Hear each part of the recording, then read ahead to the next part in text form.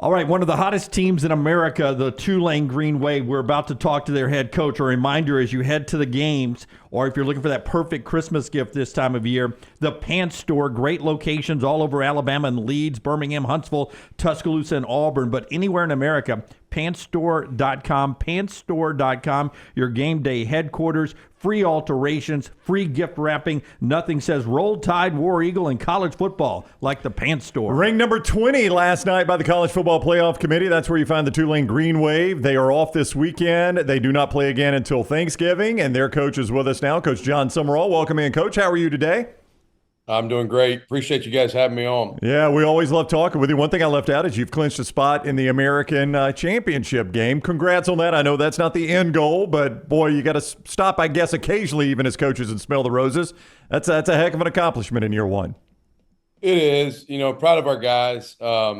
We've had such great roster turnover this year through a coaching transition. I was thinking about it last night. I'm like, we lost 13 starters off of last year's team out of 22, so 9 returning starters, a very different team than what had been here the last couple of years.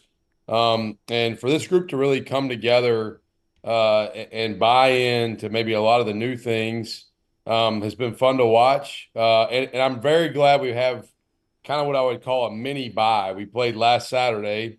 We're back into a game week as of Friday because we play a game a week from Thursday. So I'm glad we got a mini bye. So rest some guys up, can let them let everybody pat them on the back for a day about you clinched being in the conference championship, and then bring them back to reality that we got a really good Memphis team coming to town on Thanksgiving night that's 9-2, and it's been to 11 straight bowl games and kind of in the class of our league for a while now. And so we got a big challenge coming up before we even get to the conference championship game. So I'm glad there's a little break in there to kind of let that settle in and then move on and get over it and not worry about it. You're a straight shooter, so I'm going to ask you this. And I know, as you mentioned, Memphis and then conference championship game, but you're an easy guy to pull for. And I was up watching Boise State and San Jose State, and San Jose State got up 14-0, and I was like, let's get this W for Tulane and for Coach Sumrall. Were you watching the game? Well, so we landed back from Annapolis, playing at Navy Saturday night. Turned my phone on, and it was 14-0. I got home, and my wife had gone on the trip with us, and my father-in-law was at my house with my mother-in-law, and my father-in-law had that game on. And when we walked in, it was 14-14, I think, and I think it got worse for San Jose from there. It didn't get any better. Yeah, so, they closed on a 42-7 run. It looked good for a minute. Good at the end. Kind of an interesting deal. Spencer Danielson, the head coach at Boise, I coached him at the University of San Diego. I mean, Spencer's like 34 or 35 years old. He makes me look like a grandpa. So he good dude, great guy, great coach. Respect the heck out of that program. I would really be okay with them losing at some point. I'm not going to hide away from that. I'll take all the help we can get. But no, we really just have to keep winning and worry about us. But I would be okay if they dropped one somewhere. I'll tell you, when I see on my phone a team that I'm cheering for winning, and then I turn on the TV and it starts going the other way, I quickly turn the TV off. I don't know if you're superstitious. I may not be superstitious. I'm just stitious. I will quickly, if it starts to go the wrong way, I'm like, let me go watch another game. Let me go Saturday night. Let me go watch. It was Georgia, Tennessee. Yeah. Maybe if I go watch that game, the other game will start going the way it needs to go. But yeah. Yeah, you said after the win over Navy, the quote was, "It's unbelievable." You don't seem like a guy that puts your goals and aspirations into a box. Just tell me what first year, but what everything around this program seems to have changed since the 90s where Tulane was headed. What's happening there? Why is this program, why are you able to have success? Yeah, well, the universities decide they want to be good at football. I mean, you don't get good at football at any level, but in particular, I think the group of 5 mid-major level without a commitment and an alignment from the top down. And you have to make a decision. We want to commit resources. We want to invest in the program. It starts, honestly, this day and age, as you guys know, with investing in your players. I mean, forget coaches. Coaches lose games, players win them. All right. And so I think there's been a legitimate commitment to resources to our players, our staff, and football matters here. We didn't have an on-campus stadium at Tulane until 2014, and we were playing in the Superdome. I was an assistant coach at that time, and it felt like you were playing in a cave, and the fans were like maybe some bats. It wasn't really like a real college football environment. Man, we have our home games now. Next Thursday will be a little different because it's Thanksgiving break, and a lot of our kids will be back home, students. But man, we've had our home games. The student section has been freaking rocking. Like, it's been big time, and so I just think that a buy-in here. People love a winner. The last couple of years were good before we got here. I think when I was talking post game on Saturday about this being unbelievable, and I told our team this Friday night in the hotel, I'm just in awe of, after all the change that happened between last year and this year, whether it be staff, roster, whatever. I told our team the numbers the other night. In our league, we take 80 guys on a road trip, not 70. The SEC, that travel number is 70. We don't really have a cap. I have a personal cap at 80 because we only have so many seats on the plane. And so out of those 80, 46 of them were here on last year's team. 34 were not. Okay. And so it's a very unique deal where we've had to find the buy-in and the connectivity and the care for each other and do it quickly to get. And we've got 5 guys starting right now that showed up in May, that showed up like Memorial Day, basically. And then you talk about there's 7 full-time coaches on my staff right now here that were here last year.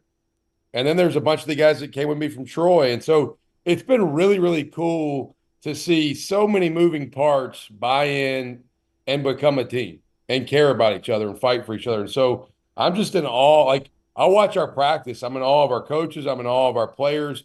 I'm just trying not to screw it up. All right. I'm trying to keep us on the tracks. It's the way we do the show every day. Coach Jon Sumrall is with us from Tulane, number 20 in the latest college football playoff rankings. He's on the JohnstonRVCenter.com hotline. Perhaps this is a better question for our next visit after you've actually done it, but you mentioned you play Thanksgiving Day game. That used to be Texas A&M. Then the Egg Bowl owned it. They've moved off. Bowl. I mean, would you like for Tulane to own Thanksgiving night on the college slate, or maybe should I ask you that after you've done it once? Yeah, I've got no problem with it. I coached at Ole Miss and played in that Egg Bowl one time, or coached in it.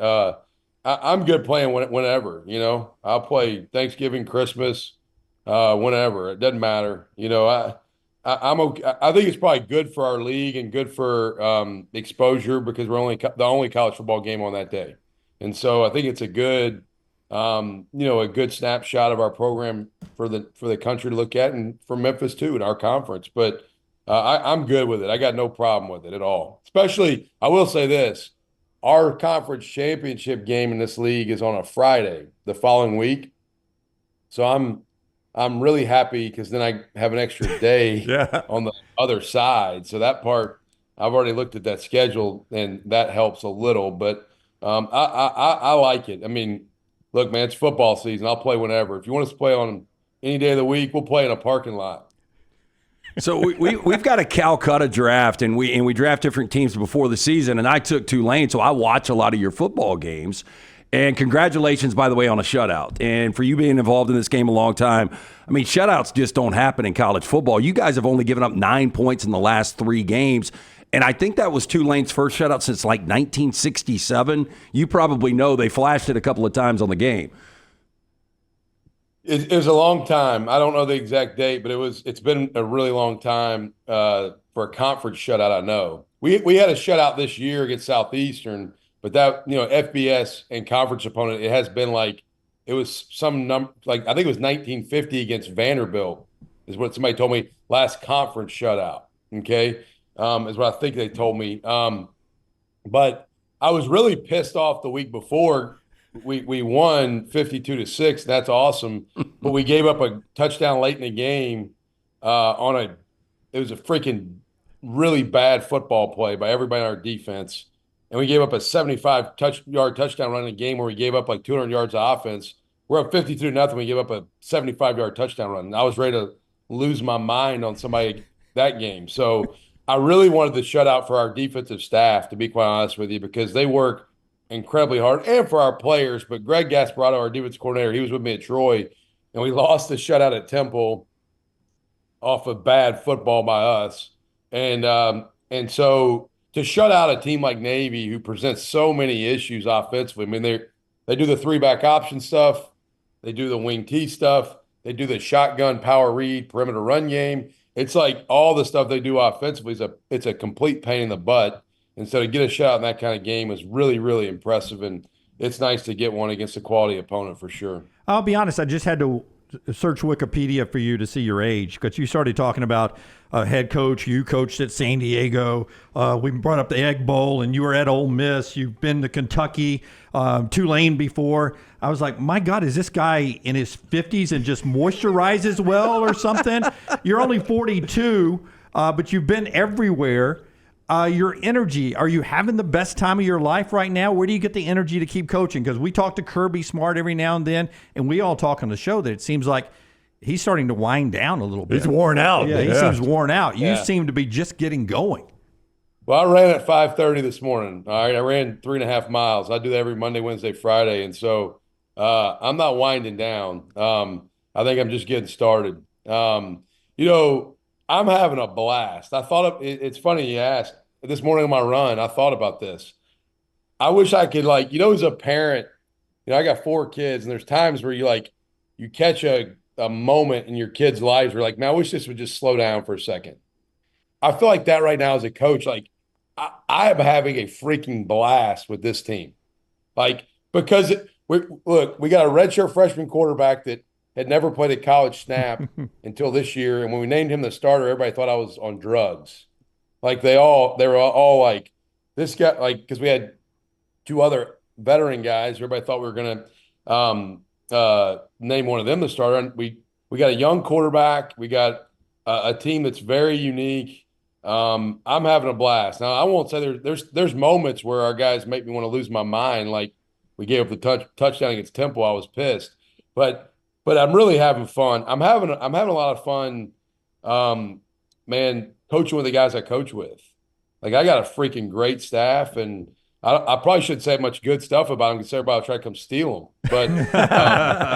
But this is I'm just having a lot of fun, and our kids have been fun to coach, and they like football. They're tough. They're smart. They're hungry. They play with a chip on their shoulder. Got a little bit of an edge.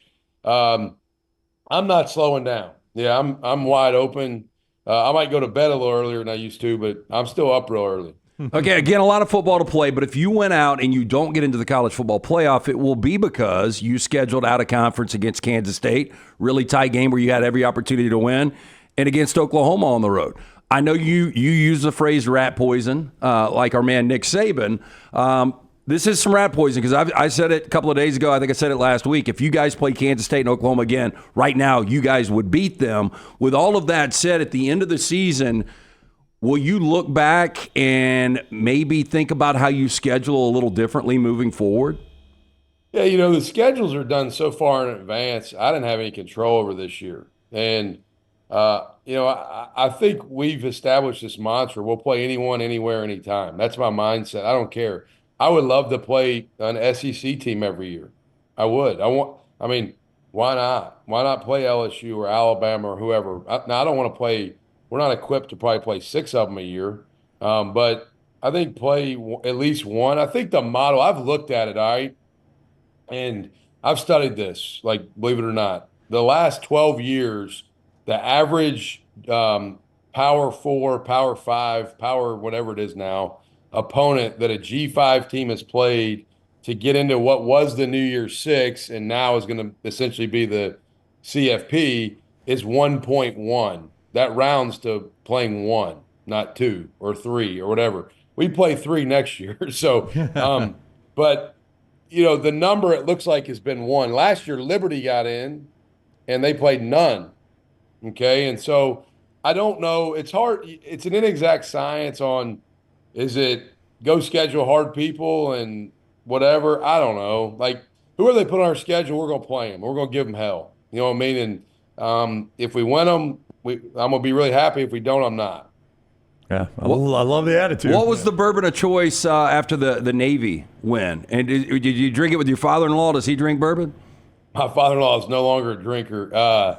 He drinks like Sprite and stuff. I drink Blanton's on Saturday night. Yeah, I had Blanton's. Yeah. Hey, if we can win the next 2 games, it'll be CYPB Weller. All right, like it'll be top shelf. All right? Yeah, I don't want to jinx it, so I wasn't going to ask if you thought of one that pairs well with turkey for Thanksgiving night. So we'll just leave it at that. We'll wait to find out later on. As always, Coach, we appreciate the time. You're very kind with your time with us, and we wish you all the best against Memphis, then the conference championship game, then who knows after that. Thank you, guys. Appreciate you having me on.